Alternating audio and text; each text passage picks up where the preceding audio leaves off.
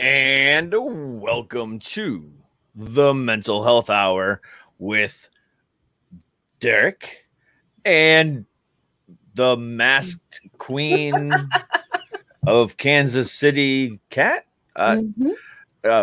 She wasn't wearing a mask prior to 5 seconds ago. Me hitting the intro, and now she is. And are you wearing the embryonic sac on your face again today? No, I did not put the embryonic sac on today. Today, I'm wearing green tea, collagen essence mask. Oh, well, that's lovely. Yes, right? This one is so much more moist than the other one. I just wanted to say the word moist because I know it bothers people. Yes. Moist. But it also is legitimately, like, seriously moist. Like, my fingers are super wet, and it's weird, and I don't like it. Nope. Behave. This is the mental health show. This is not Suck It Podcast. Exactly. I will be good. Will you?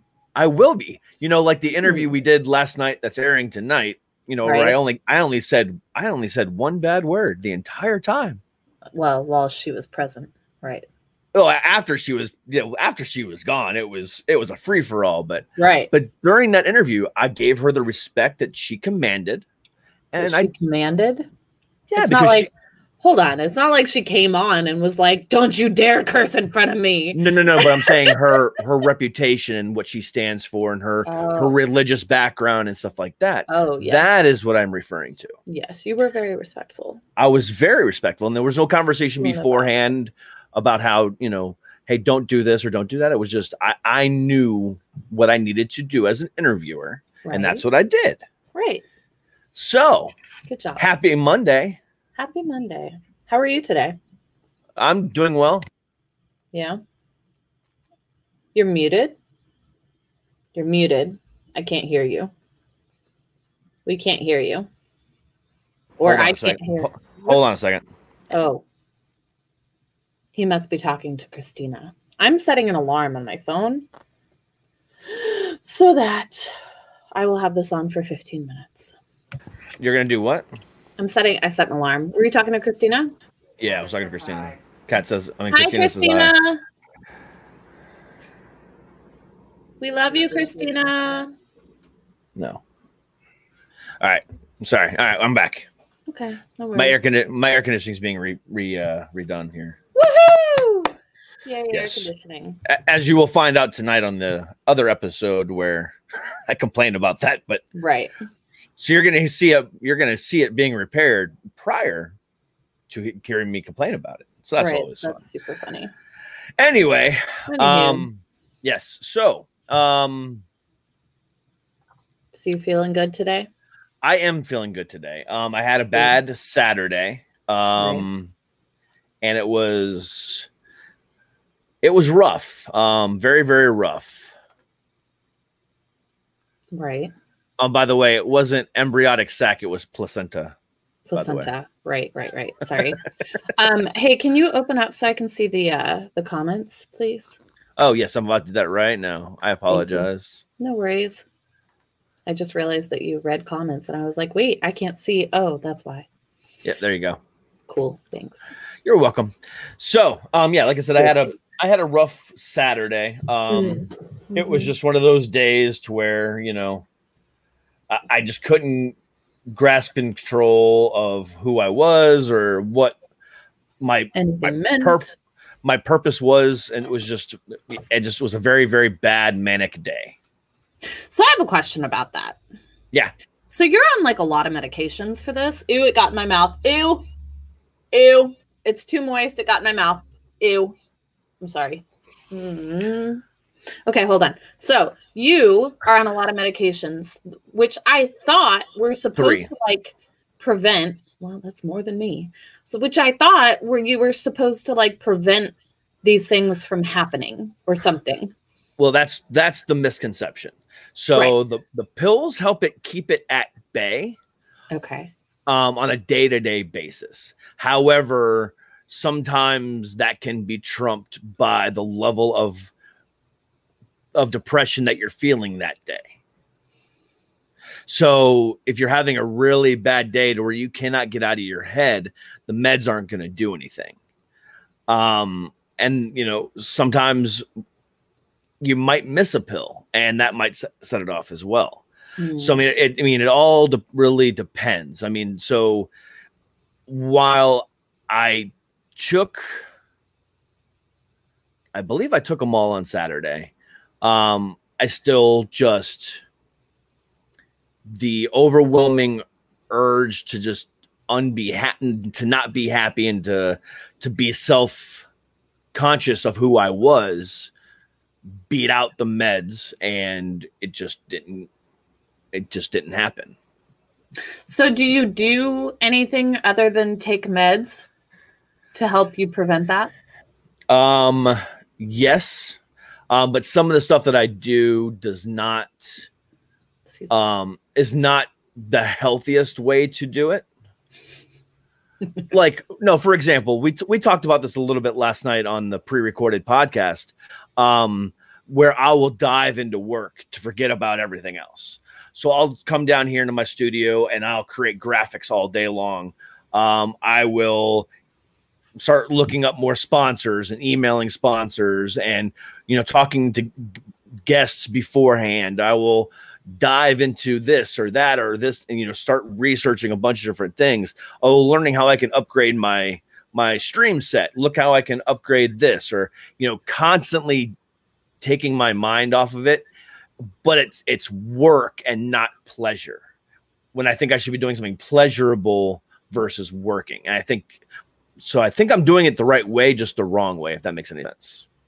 No, doesn't make any sense at all. Well, so like, what have you ever attempted to like meditate for 10 minutes to see? Because I feel like 10 minutes of meditation, probably something you don't like to do and don't want to do and might resist doing even, and B, you may not know how to do. But I feel like if like the 10 minutes that you could possibly take to even attempt to do that would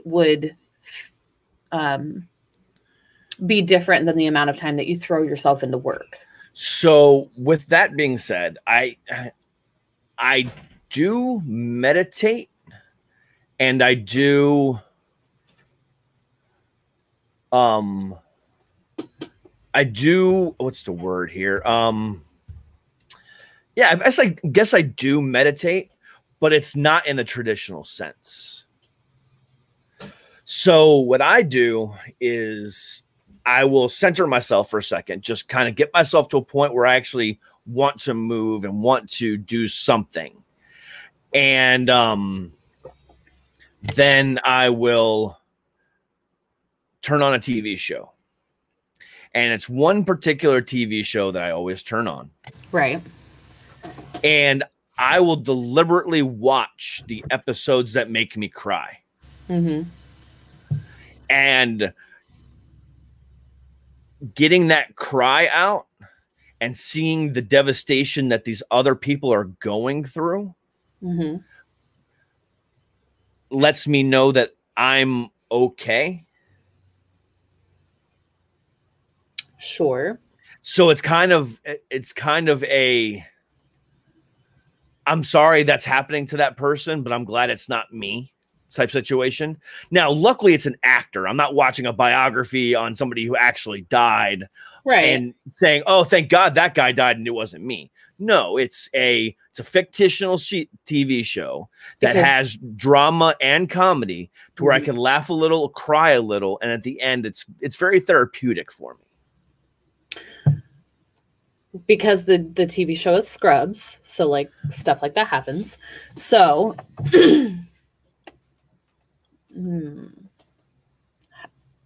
so what would happen if you or have you tried to meditate in a traditional sense? I don't think I've ever tried to actually meditate in a traditional sense. And why not? Because I have ADHD. That's an excuse. It is an excuse. That's an excuse. It's an excuse. Absolutely. Because my mind, while I'm meditating, I'm supposed to clear my mind. And I'll be thinking in that 10 minutes, all the other stuff I could be doing. Yeah. So same. I'm not good at it. Okay. But I found a way to do it that works for me. But I am extremely fortunate because not everybody can do it this way. But I have found while doing it the way that I do it, it's not necessarily about, it's not so much about clearing your mind and making sure that there's nothing in your head.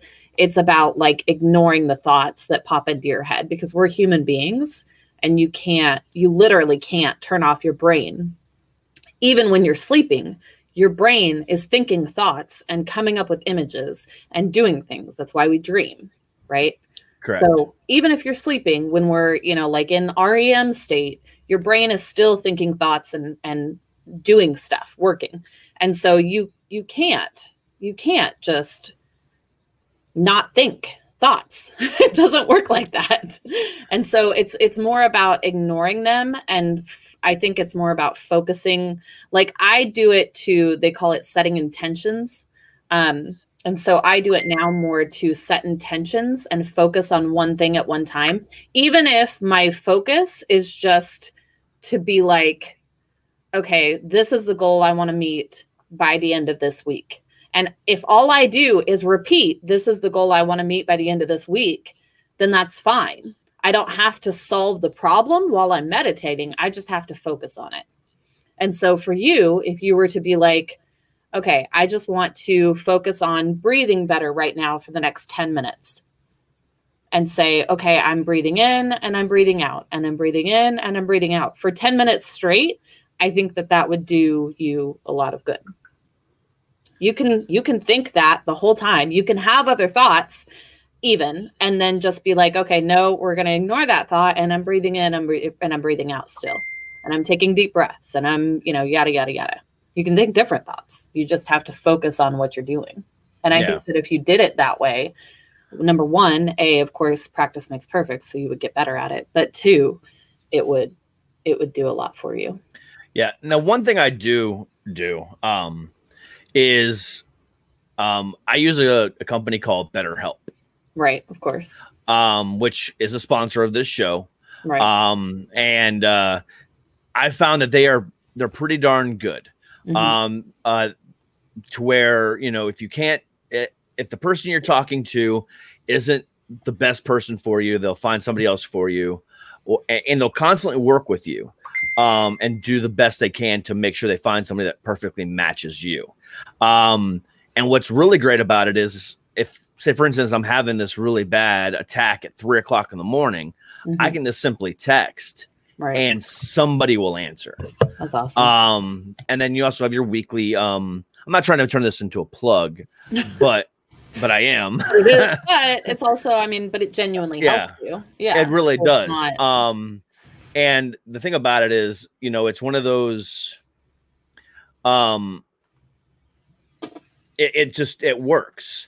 Mm-hmm. And the great thing about it is I don't have to go to a waiting room. I don't have to go to, my insurance site and, try to find the best one and then be disappointed when they aren't the best one, and then so on and so forth. So it's, you don't have to remember, like, wait until your appointment on Friday, and then you don't have to remember what you did all the week. With them, I can text them. I can do anything I want, send an email at any given time. And in the ticker, I just put in the discount code. If you go to betterhelp.com/SIPod, you get 10% off of every month. That is the promotion for our listeners. Whether you're Suck It Podcast listeners or Mental Health Hour listeners, go to betterhelp.com/SIPod, and you can get the same type of treatment that I get. It's just so much more convenient that way for mm-hmm. me. Because I am a busy person, and going out of the house and then waiting in a waiting room and stuff like that just makes it more anxious. And then plus being in a room with somebody else that's not my home, and not comfortable, being on somebody else's territory and not just makes it that much harder for me to be open. But here I can be as open as I want. Yeah. So do you think that talk therapy helps you? Yes. And the reason why I say that is because not only with BetterHelp and talking to somebody there or through text or whatever, talking to you, talking to Maddie, talking to Chrissy, being on this show, talking to a musician, helps me get through it as well. Yeah. Which is one of the main reasons why I created this show, was to be able to talk about it and not have to worry about it. Because the thing about it is, whether of the 20,000 people that are listening, 19,000 of them are making fun of it, but the 1,000 are actually taking it in and using it to help them. Right. Then I've helped 10% of those people. Right. Or probably more, but yeah. Or 5% of those people, excuse me. Yeah. But the point is, either way, I've helped a portion of those people. Yeah. The goal has always been, no matter how many people listen, if one person just takes the advice that I have and gets better because of it, that's what it is. I'm not a medical professional. I'm not, giving medical advice. This is all opinions and things that have worked for me. And sometimes they don't always work.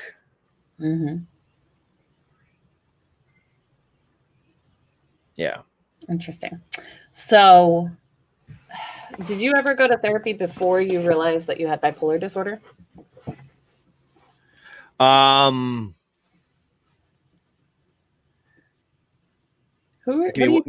Give me 1 second. I'm still working with this warranty people. Hold on. Oh.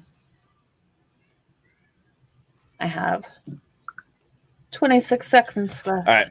So, what was I going to say? Oh, so, repeat the question again.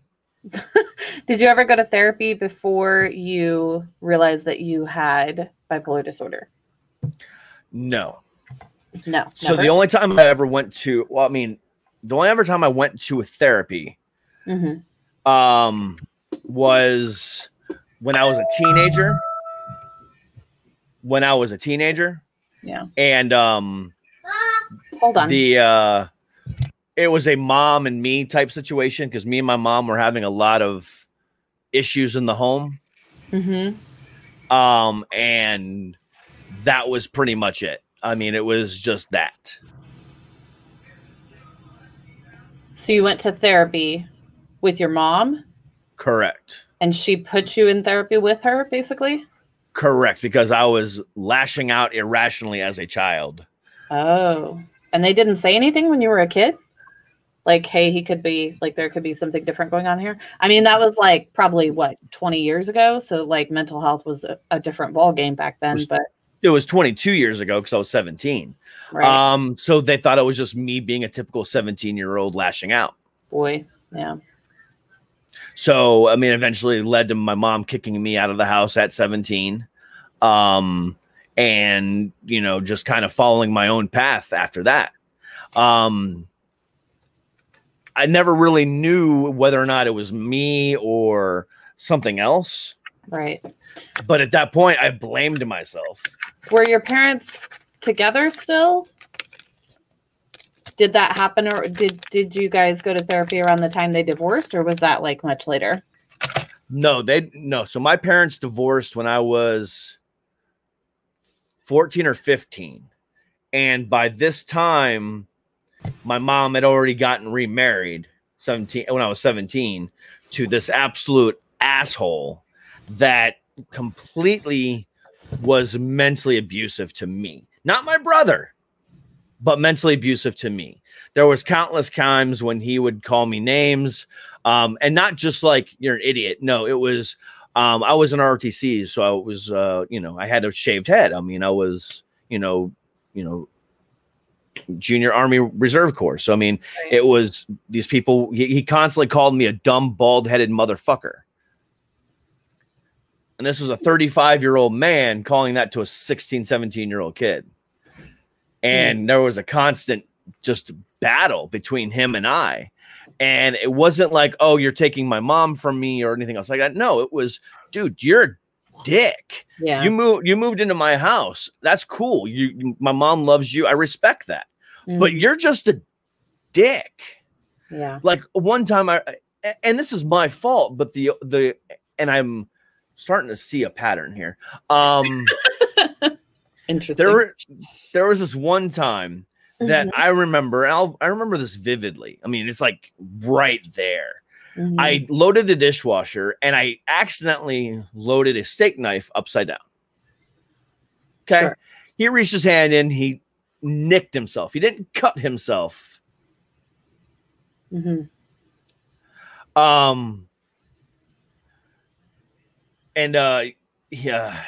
just lost it. And even threatened to hit me. Right. Now, mind you, if this 35-year-old fat motherfucker ever decided to hit me, it would have been a bad time. Right. For him. But the point was, whether I was scared or not, or knew I could defend myself, I felt less than a person because this man felt he could control me. Yeah. And I think that was part of the downward spiral. What was the pattern that you noticed? Later on in life, I would do that kind of stuff to where the littlest, dumbest thing would set me off.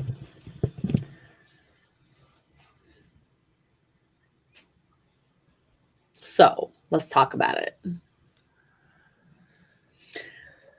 All right. So on my podcast, The Teachable Soul, right? I spoke with a guy who has, he's a doctor. And I don't remember what he's a doctor of. I'm sorry, but he is cool. But he and I talked about, because he coaches guys specifically, also specifically usually in the financial field, just because he used to work in the financial field. So he has experience. And there are a lot of people who work in the financial field that are men who overwork themselves and don't find balance in their life. They just work, and don't ever fucking stop. Right. And a lot of men do this in a lot of different industries, but of course, in the financial industry, it's super prevalent. So he and I had a discussion on like dads, right, and their roles in our lives. And I don't have theories. I just have like experiences, of course, and people that I've spoken with as well. But I know people who, didn't have a father figure in their life at all. And they're terrified to have kids because they're afraid that either A, they're going to run away like their dad did and do the same thing to their kids, or B, they're not going to be able to parent, basically, because they never had an example of a dad. And then I know people who had an example, but it wasn't a great example. And they usually repeat the same patterns that their dad, went through or did. Or, of course, the third option is they had a great example of a dad. Right. And I don't think that anybody, for I don't even know how long, has put enough emphasis on how important being an actual dad, and like, not even like a great dad, just like a good dad, like just be there for your kids type thing is. And I know that your dad was there. I mean, obviously your parents were together until you were 13, 14, but what happened after they divorced? Was he still around? My dad was still around. However, my dad, this is going to be a difficult one. Yeah. So my dad suffers from severe anxiety and depression. I only recently knew this, but I knew that the anxiety part. I could tell when he was divorcing my mom and after he divorced my mom that he had severe anxiety. He would just be crippled. I mean, laying down on the couch and he just couldn't move, having these panic attacks that would literally look like heart attacks. Right. I mean, it was extreme. Yeah. And it was definitely something that I wasn't prepared for, because I've now, granted, my dad was an alcoholic and he had, there were some alcohol related issues in the home prior to them divorcing, but it was never abusive. It was just, he was drunk and my mom didn't approve of it. Right. And a couple times he got too drunk and we left the house and we go to live with, we got to go stay at a friend's house. I mean, I don't know the whole stories, right, but all I know is that it looked more like it was just him being drunk and aggravating and being an asshole, more than abusive. Okay. That was my perception on it, because my mom would have told me by now that dad hit her. Right. I mean, my mom tells me everything, but it was a little too much sometimes. Yeah. But now looking back upon it, I saw the way my dad handled things, and he did not handle them the best way. It was a cycle of just constant, like him downplaying who he was and just thinking he was nothing but worthless, and not. Did he say those things out loud? Oh yeah. Oh. I mean, I remember one time, it was a Sunday night. We were staying at his house, me and my brother, and my dad was having a severe panic attack. I'm talking bad, and he was just not feeling well. And he was laying on the couch, and he called his boss and said, "Hey, I'm not able to come in tomorrow. I'm not doing great." And that was in the conversation with him. Then after he got done, he just basically broke down and was like, I'm a horrible father. I'm a horrible husband. It was just bad. And, I saw that come out of him, and him telling it to his, 16, and, 13-year-old sons, right, was just not cool in any which way, shape, or form. Right. And unfortunately, I had to witness that. And am I getting a lot of, am I emulating a lot of that? Yeah. Okay, sure. Because because when I first started this journey, I thought it was strictly because of my mom and my mom's side of the family. Right. Because my mom and my brother were diagnosed first. Okay. Now, little did I know, my dad had been on depression meds for years and never told anyone. Right. So now looking back on that, I'm starting to see the pattern of where I came from and how I have evolved into the man I am today. And it's scary. So the doctor that I was talking about, his name is Dr. Travis Perry, and everybody should go listen to the episode just for like background, but also because it's pertinent information. Are you plugging your show? Shut up. My name is below, like the name of my show is below me. No, I'm not plugging it. I'm literally just talking about the guy who was on my show because it's pertinent to this conversation. Because one of the things that he said was that the same-sex parent as the child in any situation is the most important parent to that child. And it's because we identify with them because we are the same. We come from them, literally. See, but I was always closer to my mom.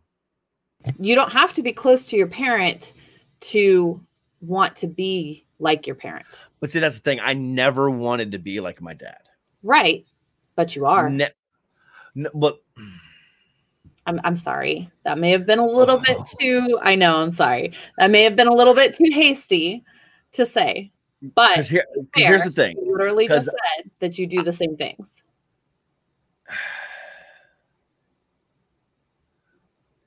When it comes to my anxiety and my depression, because but again, I didn't realize what that was at the time. No, of course. Now I'm looking at it going, oh shit, I acted that same way. But at the same time, a lot of people act that way.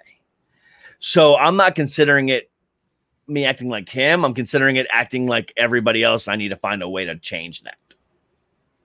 But I feel like, so if you had a different dad, you would act differently.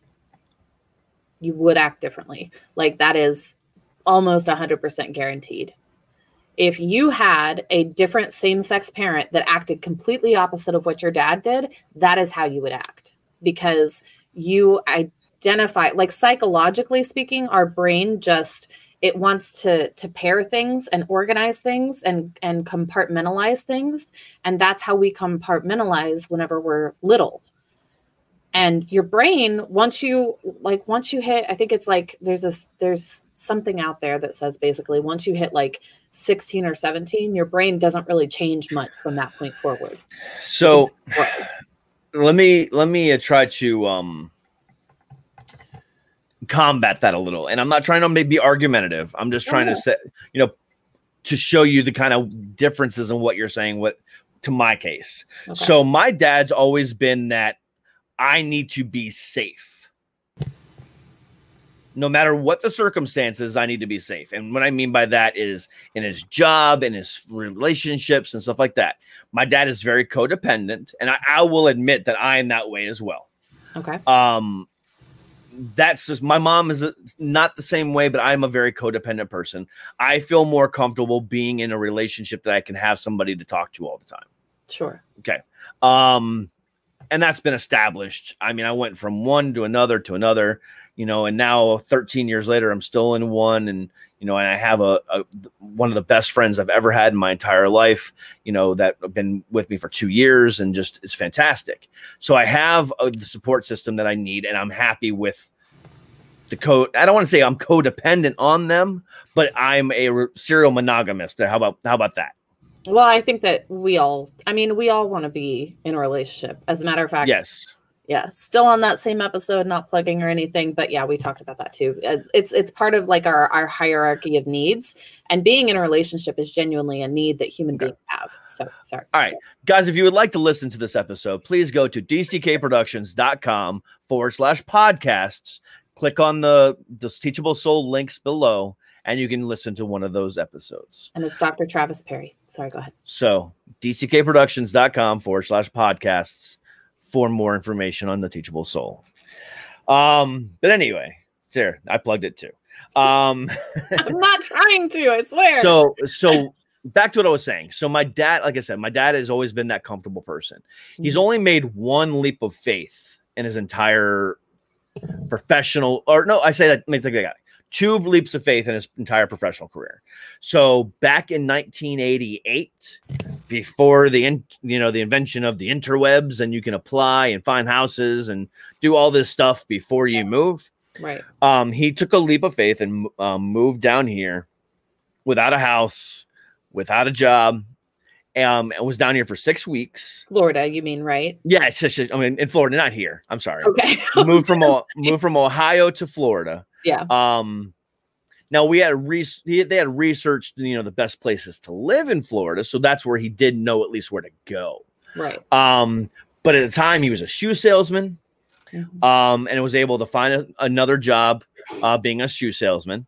And then, found us a house. And after about 6 weeks, we moved down. That was the first leap of faith my dad never took.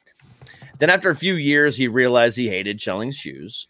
And then for some unknown reason, I still don't know why to this day, he ended up being a pest control guy. Okay. Probably they offered him good money or something, I assume. It's possibly, yeah. Sure. And at the time, Sears had their own pest control company. And he went to work for Sears Pest Control. Oh, okay. And where he met a gentleman named I'm not going to give his name, but he met a gentleman who was his boss at the time. And Sears Pest Control was getting ready to go under, be sold, or something along those lines. I can't remember all of it. It was a long time ago. Yeah. I think they sold the Orkin or something like that. But anyway, they didn't want to go work for Orkin. Sure. So the guy that was my dad's boss started his own pest control company. And my dad was his first employee. Mm-hmm. So my dad took that leap of faith then to help this guy build his business.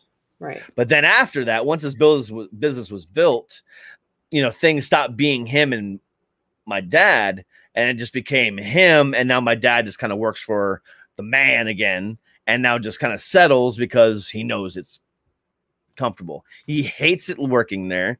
He doesn't feel appreciated anymore, and he's just there for a paycheck. Right. That's not me in any which way, shape, or form. I don't settle. If I don't feel appreciated, I'm out. If I feel disrespected, I'm out. Mm-hmm. Whatever the case might be, yeah, a lot of people consider that, job hopping or instability or no, it's for my own stability. Mm-hmm. My job that I had prior to my most current job almost killed me. Right. And I say that with the utmost sincerity. It literally almost killed me. And it was devastating. Mm-hmm. I mean, just in the course of 8 months toward the end of my career with that company, I attempted suicide twice. Right. And there was a lot more going on in the life, in my personal life, other than just a job. I'm not going to just kill myself just because of a job. There was a lot more to it, but one of the main reasons was that. Yeah. And my only escape from that was getting out. Now, I had even tried other things before then. I had actually, so a little brief story here. So every year, this company has I was with a retail company. I was a store director. Every year we have a conference. So at this conference in 2019, it was 2019. So it was last year. So we went to this conference and we were talking about new charities that we were going to be working with in that year.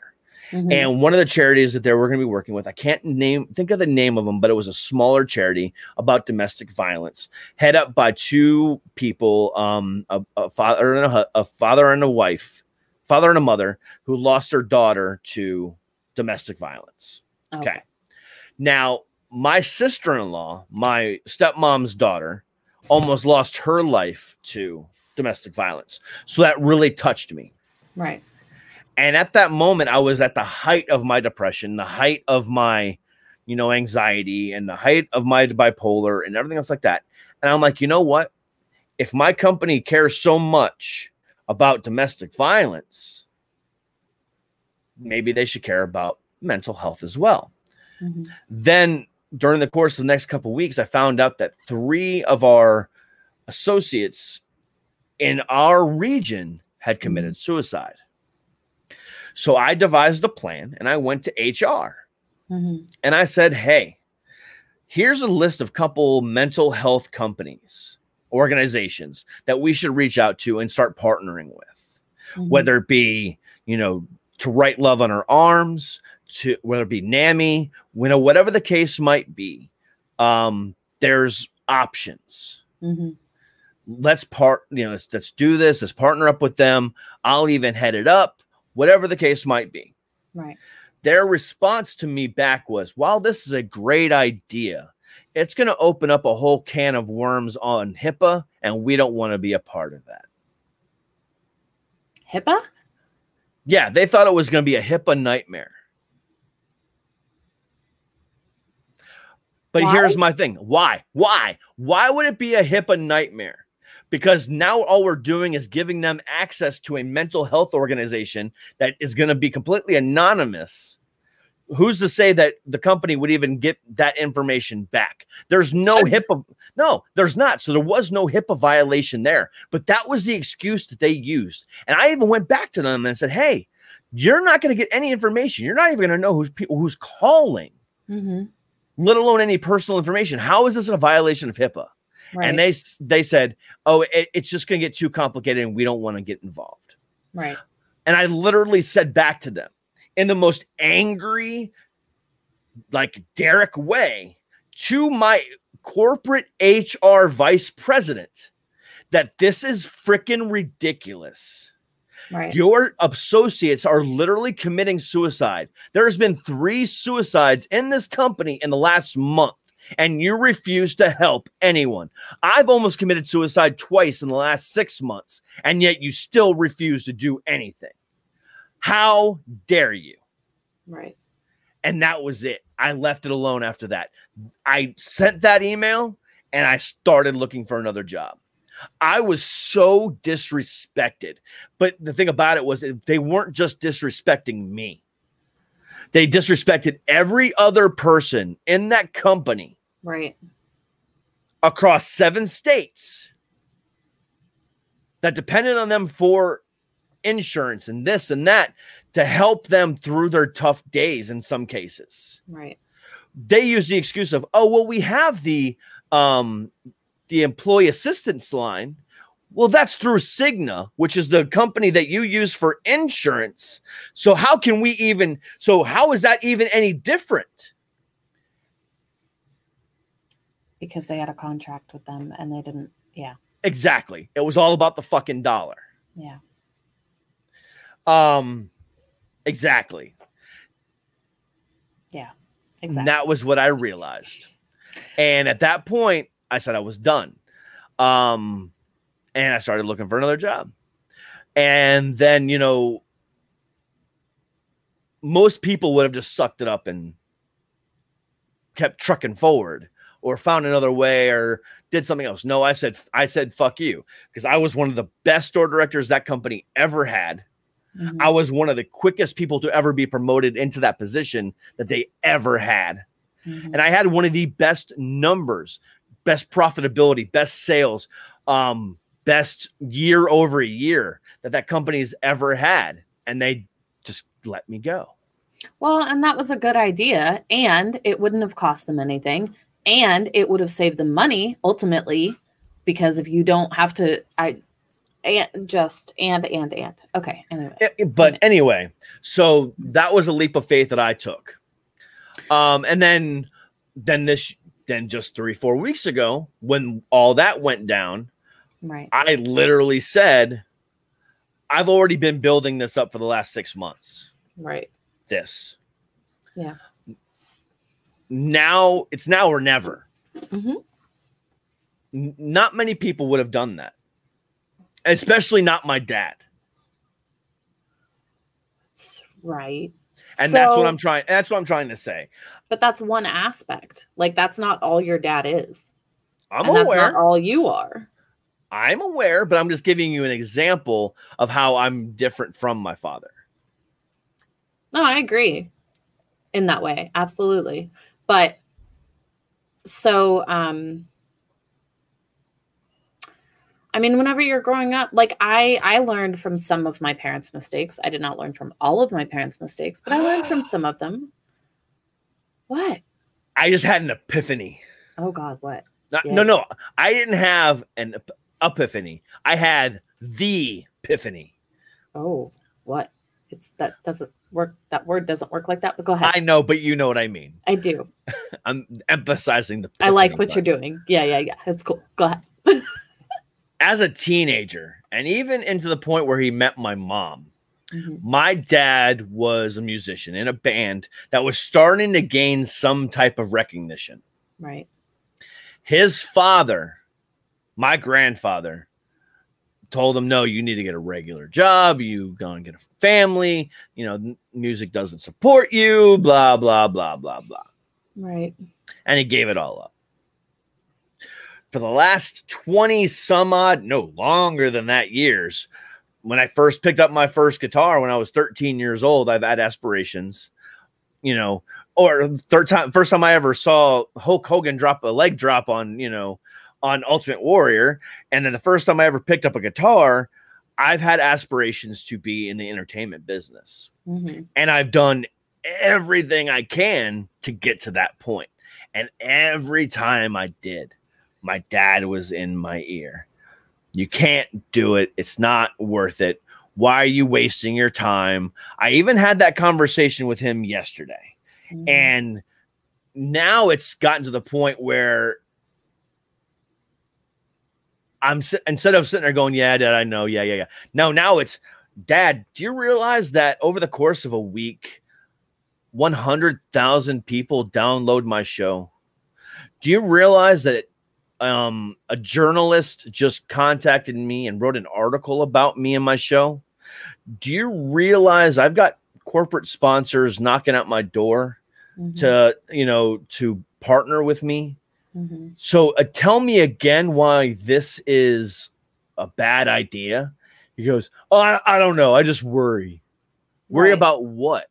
Oh my God. That's what my dad used to say to me. I just worry. And it's sad. I've never had support from him when I go into these adventures. Right. Well, I think I had a very similar situation. I mean, super similar, obviously, with my dad. He would do the exact same thing, which was interesting because he went and actually started his own business. Like, he did the corporate thing for a little while and actually made some money off of it for a second, and then went and started his own business and worked for himself for 10, 15 years or something like that. And so, I mean, like, he's done it all by himself. He didn't have any help. He had his own shop. I don't understand why, for me, he was just like, oh, I just worry. You know, I just want you to have something to fall back on type thing. He always wanted me to have a backup plan. And that's where I differ from him and a lot of other people. There's a few people in this world that follow this advice. Mm-hmm. And I think, honestly, it is the best advice ever. Don't have a backup plan.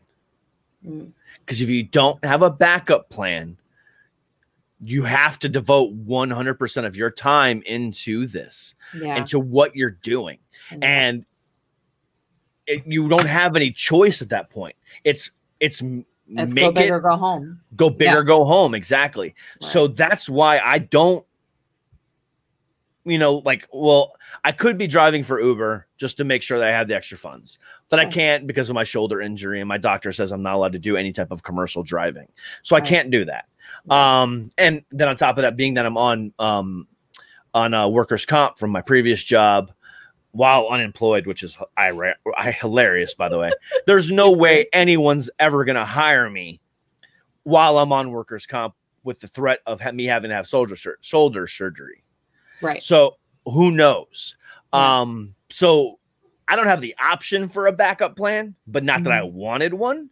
Right. But this is pushing me to work and dedicate myself to this harder than I ever have. Right. And that's part of the mental health breakdowns that I'm having. It's because some days I don't see the results. Right. You know, but at the same time, I see I'm seeing mixed results. Okay. So let's pull the curtain back a little bit here. Okay.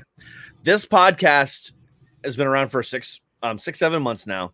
And I get about 100,000 listeners per episode. Not per episode, per week, about 18 to 20,000 per episode. But the YouTube channel, which has only been live for about 3 weeks, I average maybe 50 to 100, up to 1,000 watches per episode. Okay. So I'm like at a 1% per episode or per week? Per episode. Okay. So I'm literally at like 1% of my viewership on YouTube compared to my listenership on the podcast. Yeah, but you were getting like 70,000 like 3 months in, and that's unheard of. Correct. But I'm talking about the comparison from what we're doing here to what I do over there, which is the exact same thing. I literally, like tonight, I would literally take my interview that I broadcast on the air, download it, edit out the intro, throw it on a podcast, and get 100,000 listeners. But the podcast listeners are not this. They don't come here and watch this. So at the end of a broadcast, and I see, like right now we have 7 people watching, 8 people watching. Okay. That's discouraging to me. Right. Now, tomorrow when I open it back up, it might be up to 50 or whatever the case might be, because a lot of people don't watch it right now. We're on it early in the afternoon. People will watch, at work or whatever the case might be. Right. So they're going to watch it tonight or tomorrow, whatever, and I'll be up to 50, and I'll be okay with that. Right. But if I took this episode and put it on the podcast, which I don't, because this is a YouTube exclusive show. Oh, okay. Okay. This is going to bother me because it's like, I'm successful over here. Why can't I be successful over here? And I've realized that the people that listen to podcasts are not the people that listen to this. Right. Bottom line. But it's still a hard concept to grasp, and it weighs heavily on my mind, and it does break me down. Which is completely understandable. But so back to your dad thing, right? Our dads grew up in a different time. They grew up 100%. The American dream is a white picket fence and a job with a pension and like insurance, and it's black or white. Those are your 2 options. You either fail or you succeed, and the only way to succeed is a white picket fence, right? Yeah. Yeah. All the whole 9 yards. Wife, kids, yada yada yada. Freaking what's that family on TV? Beaver, Leave It to Beaver family. Yeah, Leave It to Beaver. Cleavers. Yeah, Cleavers. Thank you. Freaking Cleavers over there, right? So I know and I understand that that's why they do that, and that's why they say those things. They're like, "Oh, I just worry." They worry because that's, their parents and how they were raised were like Great Depression people, and they didn't have a backup plan. Not only did they not have a backup plan, the country didn't have a backup plan at one point in time, and people were so screwed. It was scary. And I get it. And I'm so glad that we are fortunate enough to live in this time right now, because the internet changed all of that for literally everyone. Anybody can go online right now. I can make $200 in a week, easy money, in like 2 hours, and use 2 hours of work or 3 or 4 hours of work. Whereas before, in Great Depression times, you had to scrape and scratch and save for every little penny that you could muster. And so, I mean, I get where the mindset comes from, and I get it, but I think that you need to realize that that's where that comes from, and you need to realize, like, separate it, because he did grow up in that time. And so his mindset makes sense for him, but it doesn't make sense for you because you don't grow up in that time, number one. And number two, you just have more opportunity than he even realizes.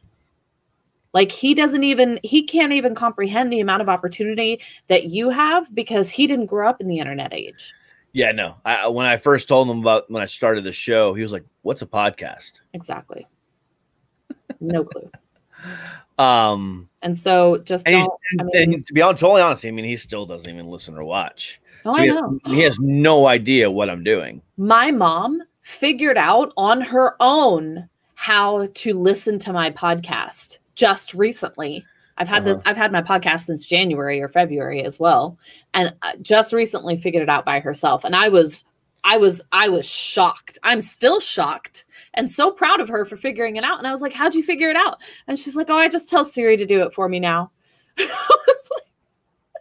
And she was saying a couple days before that, she was saying how she felt like a millennial because she's got like headphones on and she's talking on the phone on them and telling Siri and Alexa to do stuff for her now. And I'm like, "You're so cute." Well, I mean, also if you're on iHeartRadio, Mm-hmm. Is your show on iHeartRadio? I think. If you have Amazon Alexa, no, I'm not talking to you. Cancel. You can actually say, play this podcast, and if you have it, it's linked to your iHeartRadio, and you can actually just play the podcast. Oh, I'm not on there. I don't know why. Oh, wait, I might be. You have to apply. Your iHeart website. I did apply. That's what hold on. I might have just missed the email. Hold on. But anyway, the point is, my dad does not support me in any way, shape, or form. My mom, on the other hand, is all about it. Who was raised in that same time. But my mom is also the entrepreneurial type. Right. She did start her own business. She has started multiple businesses. She took a leap of faith and went to be a president of a animal rescue. I mean, she's done a lot of things that are not typical for somebody of her generation. Yeah. And well, but I think your mom's kind of a badass, though. So my mom is a badass. Yeah. If my mom's watching right now, Mom, you're a badass. Right. And see, that's my mom too. My mom's a total badass too. She won't admit that, obviously. Yeah. But because my mom would actually watch. My mom actually listens to the show. My mom actually watches. Yeah. You know, it's her nightly primetime TV show because I'm so awesome. Right. But let me just tell you.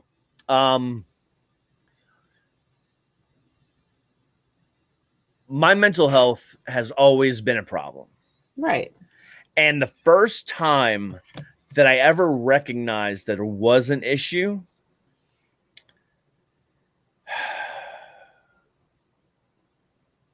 was probably my junior year of high school.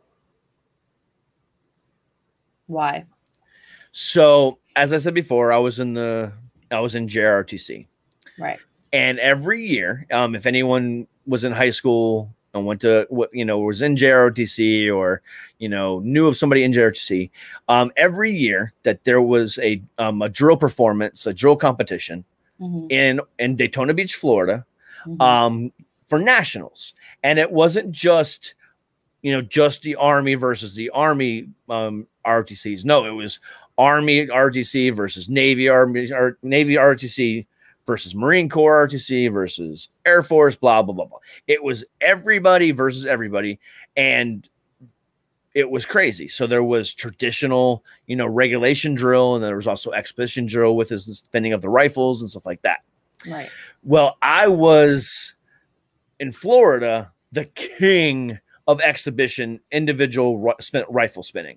So it was just me on that floor, a 50 by 50 square, that I was the fucking best. This year, my junior year, I had just won the state competition and I went to nationals. And I'm talking, Kat, when I tell you it was flawless, it was absolutely flawless until the last 30 seconds. And the last 30 seconds, so every time you do a drill, you have to, salute in and, ask permission from the head judge to begin your routine. And then you've got to salute out asking permission to leave. Well, when I was getting ready to salute out, my salute out and the way I did it was very, very technical. It was very martial art-y, because that's I was very good with a bow in martial arts. So I used a lot of those techniques, and it was very ninja-esque the way I did stuff. Well, my hands got slippery from the nerves. Right. And being that the rifles that we spin are not traditional rifles, they're made of fiberglass, not the traditional wood. It got slippery. Right. And I went to go swing it around, and then I kind of planted it right here and kind of did a salute out like that.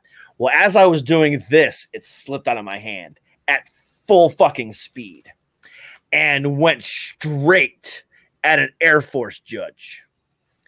Now, luckily, it started to go on a downward trend and he was able to leap over this this rifle, and nobody got hurt.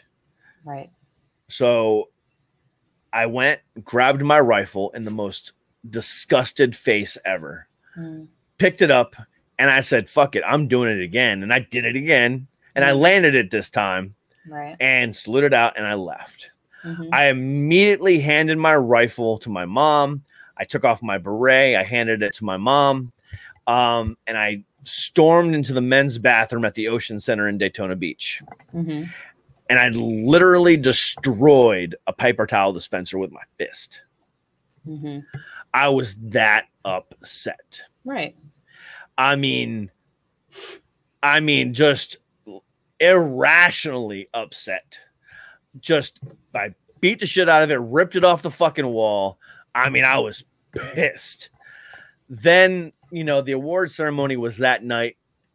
Got dressed in my Class A uniform, you know, went there, you know, with my whole battalion, and they were announcing the winners. And they got to the individual exposition rifle category.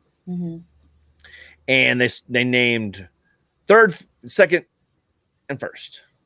Obviously, I did not win because dropping a rifle is an automatic 50-point loss. Yeah. However, here's where the problem was. My lieutenant colonel got the score sheets and saw everybody who won and what the scores were. Right. The guy who won, so the maximum score point, I believe, was a 300 or 400. I can't remember what it was. Sure. And the way when you drop a rifle, it's 10 points from each judge. There's 5 judges. Oh. So it's a total of 50 points. Right. Well, this guy beat me by only 20 points there, and I was in 7th place. So there was literally only 20 points separating 7th and 1st. Right. My score was a 350 or 250. I can't remember what it was. Right. But you only got docked for that one thing. Docked for that one thing, I would have had a perfect score and been the national champion. Right. So needless to say, there was some damage done in my hotel room that night. I took it so personally. Well, as you would. You worked hard to get there. It was just you all by yourself. You're a performer, you're an entertainer, you love it. And I don't think it was irrational at all. I think that it's completely, like, I understand why you would feel that way. But that was only the beginning of the anxiety issues. You know, my anxiety used to manifest in a overreaction to anger. I used to really lash out irrationally. The littlest things, I would be screaming at the top of my lungs. So, and just I had a conversation with my brother the other day, sort of about this. And I probably shouldn't have said who I had this conversation with now that I'm thinking about it. Sorry, brother. But too late. We were talking about, because I know many, many men who I think have irrational ways of handling their anger. And it appears as though they lash out or irrationally are like super angry and upset about really small, stupid, dumb things to be super upset about, right? I can, as a matter of fact, I don't think I know a man that I haven't had that thought about. I don't know for sure, but I'm pretty sure I don't actually know a man who doesn't respond that way. Okay. So I asked my brother the other day, because I had something happened to me, and we still don't know what, but I wound up having to take steroids for whatever was going on. They thought it was going to fix it, right? And when I took the steroids, the doctor was like, here, take 3 of these steroids to start and wean yourself off of them, right? So the first day I took 3 steroids, I was on fire. I was sitting down at a computer working and like just so antsy, and like I couldn't talk very well. Like I was trying to talk faster than I normally do, and I should have been. And I got up for my lunch break because I was working at that point. I got up for my lunch break and went and took like a 45-minute power walk outside for no apparent reason. And like I got off work and I went and I was gonna go get my kids from school, and like I was driving more erratically. Like I noticed this while it's happening. I was driving more erratically than I would have normally been driven, or normally driving, right? And I was furious about dumb things, and I knew I was furious about dumb things, and I had and it wasn't me. It wasn't something that I would normally. Why did I have that on my face? It wasn't something that I would normally do. I'm not like that. I'm generally very passive. I don't care about a lot of things. And so it occurred to me during that experience, because by the way, I didn't take any more steroids because I was going to go crazy and drive everybody around me crazy if I continued to do it. And so I asked my brother, I was like, is that what it's like to be a guy? Like, do you guys just have so much testosterone constantly streaming throughout your blood system that you're just crazy and angry? And he's like, yes, that's exactly what it's like. You just want to fight and fuck all the time. And it's just constant and it never stops. But I don't believe that's accurate. Because let me tell you why. Because I actually have a testosterone deficiency. Yeah. Well, maybe it's not testosterone. Maybe it's just some. Exactly. But I don't think it's every man. I don't think it's even the majority. Because there's a lot of people I know that do not lash out like that. All right, hold on. I got to really think about this, because I genuinely don't know of a man. No, I lied. Chad. I know one man. His name is Chad. The irony of it being a Chad is hilarious. Know. And he's going to see this part and he's going to laugh hysterically. Trust me. The irony is not lost on him at all. We talk about all the time how his name is just so ironic in so many ways. So many ways. Anyways, but he is probably the only male who I can identify as he wouldn't lash out. He would never even be angry, but he's so much about like love and togetherness. And he's so zen. He's more zen than I ever thought about being. And I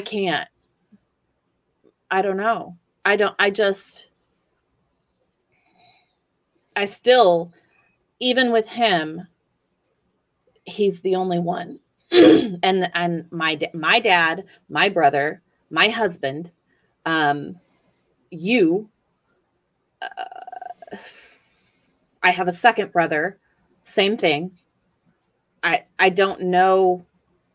Who do you know that doesn't lash out like that? And why do you think they are that way? So I can think of 2 off the top of my head. I know of more, but I can think of 2 that are that's on my head. Mm-hmm. Now, one is probably religious based. So this gentleman is from Tennessee, and he's a Jehovah's Witness. Mm-hmm. And when he gets stressed out, he just he turns into a I don't know machine. And I love imitating his voice because it's hilarious. But it's more like I just don't know. I don't know. Oh my. If you don't turn off your ringer during a show, I'm going to come to your house and make you regret it. It's just a constant. I don't know. Oh my God. I don't know. Right. And it's just. That sounds like a South Park character. Oh my God. He should be a South Park character. He could be Mr. Garrison, put it that way. But that's how he is. And it's like stress, and he's only getting angry at himself and nobody else. It's hilarious. The other guy I know, just is like, whatever. Just a constant whatever.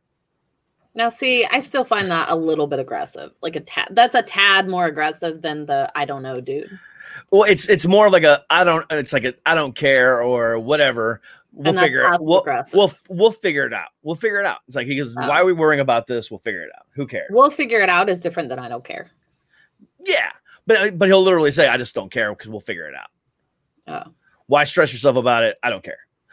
We'll figure it out. Let's just sit down and think about this rationally. He's more of a rational type person. That's not. So do you know how they grew up? Did they grow up like that? Were their parents like that? Like, I don't know. How did they get this? I don't know him on that personal level like that. This is just somebody I know on a general level. So, yeah, I just know how he reacts in the business world. Interesting. Yeah. But either way, I don't think it's men in general. I think it's just part of a disease that some people have. And you may know more people that with that, it's not a disease, it's an illness. Right. More people with that illness than you may realize, or they're willing to admit. They may have had that grandfather, father figure, cousin, uncle, whatever, that use that phrase that I love to say. Oh, that's what they made whiskey for. Mm-hmm. And just, you can't be depressed. Men aren't allowed to be depressed. That's what women are for. Oh, yeah, that's a whole other. It is. It's a whole other discussion, and we can talk about that at another time. But that sentence, that phrase, really digs deep into a man, because at that point, if they hear somebody say, oh, that's a woman thing, men can't be depressed, then that makes them say, oh, so I'm acting like a woman. Now I need to be overly masculine to cover that up. Again, what I'm saying, I need to make sure we're prefacing this. This is not medical advice. I'm not diagnosing anybody. Right. I'm just giving you my personal experience my personal opinion from personal experiences. So maybe it's just a hormone imbalance, because like depression is a hormone imbalance, right? Isn't it? It's a hormone imbalance, but it's also a genetic brain issue. Could be, right. I mean, yeah.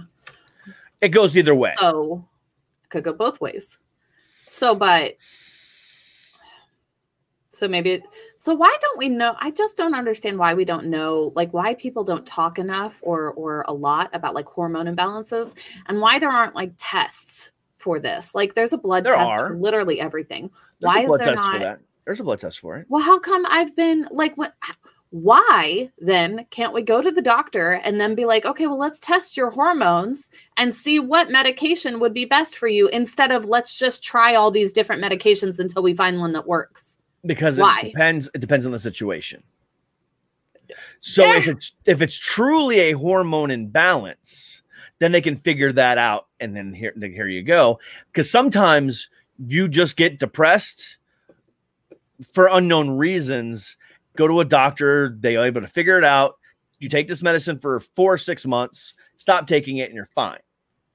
But they do that same thing with birth control. Birth control, different kinds of birth control has hormones in it, has different kinds of hormones in it. There are certain kinds of birth control that can be bad or good for certain kinds of people, but they don't ever test you to find out which one would be good. They just say, let's try this and see what happens. Do you want to know why? Yeah, I mean, if you're going to tell me money, duh. But yeah. Well, no, because, it's money, but the first thing is, the first one that they always offer you are the ones that they get kickbacks from the pharmacy. Have you ever been in a doctor's office and all of a sudden the pharmaceutical sales rep comes in? I have a meeting with the doctor. They're there to sell a drug. And then that drug, if they sell it, that drug's going to be pushed left and right. So and then, should we be advocating for people to go in and demand hormone tests? or hormone because tests. you can do that. But correct. But the thing about it is it's not always going to be accurate, because if it's something like me, but where I bet it's you actually it's more accurate. I bet you it's more accurate than some doctor being like, oh, well, this nice little person just came in and sold me this drug, so try that. Well, here's another way to do it as well. So what I've also learned is that if your family member has similar issues that you do, mm-hmm. You can always use them as a baseline. Play all the way down. Disagree. No. Because I am trying to fix it while I'm talking. Sorry. Okay. I'm muting. So with that being said, here's a prime example. Okay. Here's two examples. Number one, when I first got diagnosed, they put me on Zoloft. Mm-hmm. Zoloft made me suicidal the first time. Right. Literally, I was ready to drive off a cliff. Literally. Yeah, we know. They took me off Zoloft and they put me on Lexapro. Mm-hmm. Okay. If I would have talked to my mom, right, prior to this, I would have known not to go on Lexapro, because my mom, since I inherited these genes from her, this bipolar disorder, Zoloft made her suicidal as well. Right. She takes Lexapro and is perfectly fine on it. So am I. But that's not always the case. Case number two, mm-hmm. Xanax mm-hmm. did not really work for me. Mm-hmm. I never became addicted to it. Right. It never really calmed my nerves. It never really worked for me that way. Mm-hmm. So I found out my brother takes Klonopin. Mm-hmm. Now, my brother is also a much worse bipolar. There's two different types of bipolar, bipolar 1 and bipolar 2. Me and my mom are bipolar 2. My brother's bipolar 1. Sure. But I know the drugs that he takes. And I went to my doctor and I said, hey, this is not working. Mm-hmm. Can we try Klonopin? Mm-hmm. And he's like, why? And I said, my brother takes it. I know it works for him. Mm-hmm. He goes, similar body chemistry. Most likely you're right. My doctor told me that in most cases, when it comes to at least depression medications, if it's passed down to you from your mom or your dad and they're on those drugs, more than likely they're going to work for you too. Again, opinion. Talk to your doctor about this. Don't just automatically assume I'm right. All right. Well, so here's my counter argument to that. Okay. My father most likely had something going on. I don't know if he had clinical depression. I don't know if he had anxiety. I don't know if he was bipolar. I don't know what his issues were, because he's gone and like never acknowledged that he had an issue to begin with, because that's not what people did back then. And that's correct. Yeah. But he would self-medicate and was an alcoholic for a long time. Not near the end of his life, but for a very long time. I mean, a very long time. He was a raging alcoholic. And he wasn't a mean alcoholic. He wasn't an abusive alcoholic. He just drank a lot because he was self-medicating, right? Statistically speaking, I should be an alcoholic. Okay, so statistically speaking, I should be an alcoholic with what you're saying, okay? Yeah. I am the furthest thing from that is possible. Correct. And my second example is my mother definitely has clinical depression. She definitely has a hormonal imbalance in her brain that causes her to legitimately have a stream of issues. She's on medication for it. I don't have that. It's not always passed down. It could skip a generation. So in theory, your son could have it. Right. Okay. But now going back to the alcoholism thing, two more examples. My mother-in-law is an alcoholic. Mm-hmm. But she's a functional alcoholic. She's pretty good. My dad was always functioning. Yeah. He owned his own business. He was still an alcoholic. Christina gets drunk off of one beer and it is done. And then she doesn't want to drink for like a week. I've had more alcohol expire in this house from her than I've had buying food that we're just not going to eat. Aw, this is why her and I get along. Okay. I could do the same thing. We'd be cheap dates. Isn't that great? My dad was an Yeah. is an alcoholic. Now he's, recovering. So my brother was an alcoholic as well. Mm. Me, on the other hand, I can drink 6 or 7 beers, Mhm. be completely fine, and then not drink again for like a week or 2, Mhm. or just drink one, and because I enjoy the taste. So what I've done is I know that I don't want to have that alcoholism. I know I have my addictions, I have my vices, but you know what? Alcoholism isn't one of those ones that I want to have. Mm. So I have developed a way to get around that, and that's by being a douchebag beer drinker. By finding the tastiest, most decadent, scrumdiddlyumptious beers Yeah. that I can enjoy. Mhm. And then once I'm finished with that 1 or 2, I'm happy, because I'm at that point, I'm pairing it with a food. Mhm. I'm pairing it with a dessert. Mm. I'm pairing it. But I feel fancy. Exactly. Or if I like I made steak last night. Mm. Okay. Mhm. And after I always make steaks in a cast iron. Which, by the way, I'm going to start doing a food show on Fridays probably. But yeah, it's going to be That'll funny be as exciting. shit. Oh, it's going to Right. be funny as shit. But anyway, Yeah. I made steaks. And so the way I do it, I do the pan fry method, and I get that fucking cast iron scorching hot, and I throw it in there. It smokes everywhere. It gets this beautiful crust on both sides. And it's usually like a minute or 2 on each side. Pop it in the oven. Done. Okay. But I put it on a rack and then I put it in the oven. Then low and slow for a little bit, just to bring it straight up to medium rare. Beautiful. But anyway, I then take the mushrooms and I throw it into the pan with the all the juices from the steak and the oils and stuff like that. Mm. And I'm cooking them up, and then I'll start drinking a beer just because I don't want to waste it. And I'll use the beer to deglaze the pan and Mhm. make a nice little sauce with the beer, the butter, the oil, the grease, and all this other stuff. Yeah. And it's a beautiful sauce for steaks and the mushrooms. Right. But I'll drink that half a beer, because I'll use half a can of beer in the mushrooms, and then I'm completely fine. I'm done. Right. It's like I need another beer.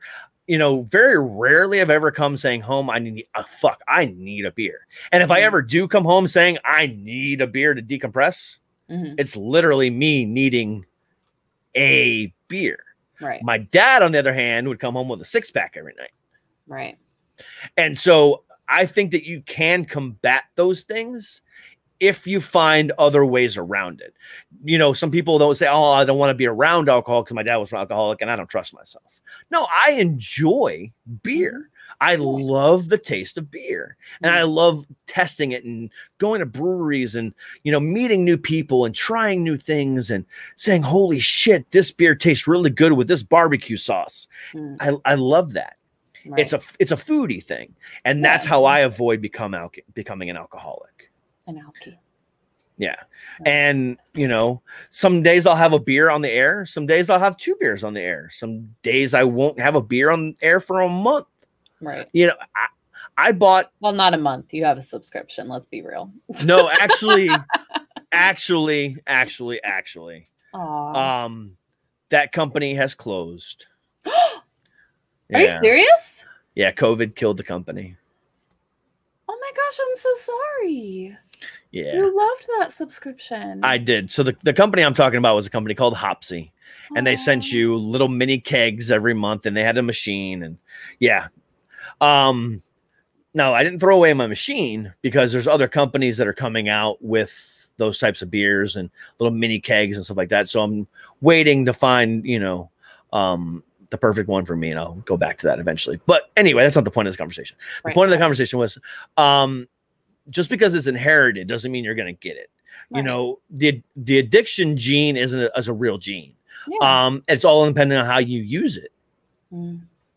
I use it for other things. Like I'm addicted to work. I'd rather be addicted to beer. but then my Really? liver would, Yeah. turn black, and then I'd be like, all crazy and drunk all the time. No. But now that I work for myself, that doesn't sound like a bad idea. It is. It's a bad idea. Trust me. I'm kidding. I know. I'm kidding. Okay. But I guess the overall point of this conversation is the things that I do don't always necessarily translate to what other people can or can't do. No, of course. Way I handle my depression, the way I handle my bipolar, the way I handle my anxiety might not be the most healthy. But as long as I'm not hurting myself or anybody else in the process, right, I don't really see the issue. Yeah. As long as it helps me and doesn't hurt anybody, what's the difference, in my opinion? What's the difference between me turning on an episode of Scrubs that I know is going to make me cry? I've seen that episode 100 times, but I know it's going to make me cry. And once I let that cry out, I'm fine. Or sitting down and then just clearing my head, pinching my fingers, sitting, crisscross applesauce and just going, you don't have to do that. You can okay. I'm being sarcastic. Emphatic. Yeah, sure. I'm just being sarcastic. But the point is, however you meditate versus me turning on a television show to cry, which I know helping me cry it out helps. That's cleansing. Hell yeah. What's the difference? Now, again, that might not work for some people. I remember before I was even diagnosed, when I had some breakups or other stuff like that, I had a tendency to just listen to sad, sappy songs all the time to cry. Yeah. It's like, I need to feel other people's pain too. I sit in my depression. Yeah. Yeah. And just make it worse. So, but I've now taken that same concept and turned it into another level of the television, watching a fictitious. Now, the thing about it is when you're listening to a song, that's a real person. So not only are you feeling their emotions and the stuff that they've gone through, you're now combining it with what you are going through and making it worse. That's my opinion. But the television show aspect of things, it's fictional. So that guy dying of cancer and his little son, who's 8 years old, having to sit on the bed where his dad died and have his mom tell him what happened. And then the doctor looking in and crying himself. It's okay to feel bad for that situation, but at the same time, it's okay to feel good about that because that was fake and you don't want that to happen to you. And that what they're fictionalizing on TV is a horrible situation that luckily you're not feeling. So that should make you feel better. Now, if you did that with a documentary about a true story, that's just kind of dickish. No, because here's the deal. those songs and those TV shows, they're based off of real examples. And there may be things that are changed about them, but I swear to God, they're based off of real examples. Those things really happen. Okay. And that's why we can identify with them. Now with Scrubs, everything that went on in that show was based on a true story. Right.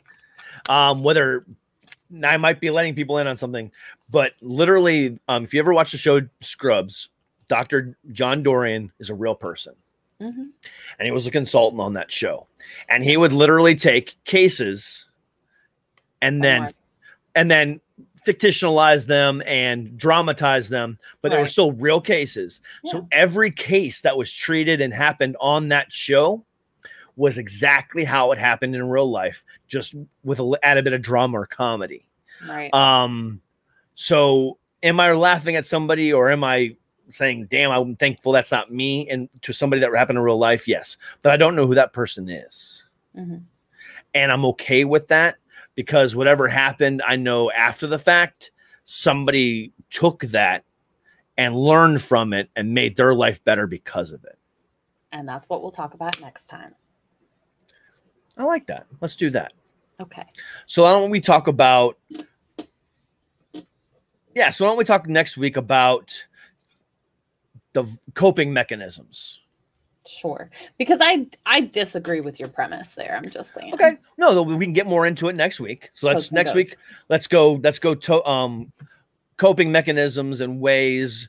We'll do some research. We'll find ways that people work, find things that are unconventional, and we'll kind of discuss it from there. So anyone that wants to join us next week, same bat time, same bat channel, we'll be discussing coping mechanisms. And if you want to join us, please feel free to leave us a comment live, and we will discuss it, and we'll go from there. But until next week, me and Kat bid you adieu. Please check out Kat and I tonight. Kat did join me on Suck It Podcast for a very because was cool. For definitely a different interview. This is not the normal Suck It Podcast interview, but the conversation that Kat and I have after is definitely Suck It Podcast related, and the conversation that I will have beforehand will definitely be Suck It Podcast related. But for anybody that's an entrepreneur or an author or stuff like that, this is definitely the episode. This is definitely the episode for you. Right. So until tonight, we bid you guys adieu, and until next Monday, stay healthy. Remember your self-care. I'm actually going to go do a mask right now.